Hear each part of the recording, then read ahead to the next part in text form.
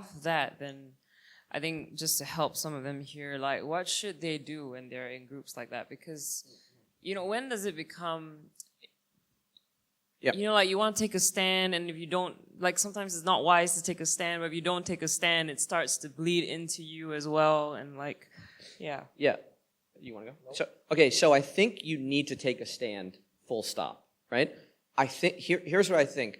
I think sort of the social justice juices of our day will tell you to go out and like be a prophet and like lose all your friendships and like tell that person off and whatnot. And that there may be a time for that. But we have to find our voice in this. And so like don't expect your first attempt to decenter maleness to like go well, or your second or your third or your fourth or your fifth. I would say pay attention to the moment. Here are two really good options. Speak up exactly in that moment when there's toxic masculinity to the person. Or if you're close enough to the person, pull them aside. Like the things that I've learned from JC when I've put my foot in my mouth have moved me as a human being, and I hope that's reciprocal.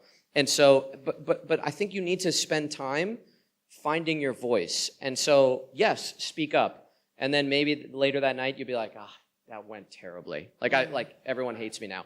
Okay, keep practicing that muscle. Like the way you work out or the way you play an instrument. Like your first go is not, you don't have the science down, right? You got to try it out. But you cannot be a passive witness to things that are happening exactly in your orbit, because that's where the gospel comes right in and says, sibling, do something. There's no greater love than this, than to give up your life for your friends. Do it. Yeah. And you'll find your way in. And most importantly, God's Spirit is in that space. Like compelling your heart forward. Like what the beauty of God's Spirit is, like God's Spirit flows in through JC today, flows out into his words. That all got into your soul. And next time there's going to be something that presents itself, you're going to go, JC said, JC told me about this, and you're going to try out your voice. And I would say, however that looks, start somewhere. Yeah, and that's so good. And I love that you said, don't be afraid to go once, twice, a few times before you get it right, or never get it right, or get it right later.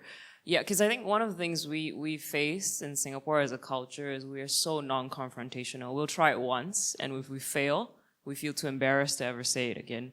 And so I think that's why here it's been so hard to kind of get traction with like moving things forward sometimes.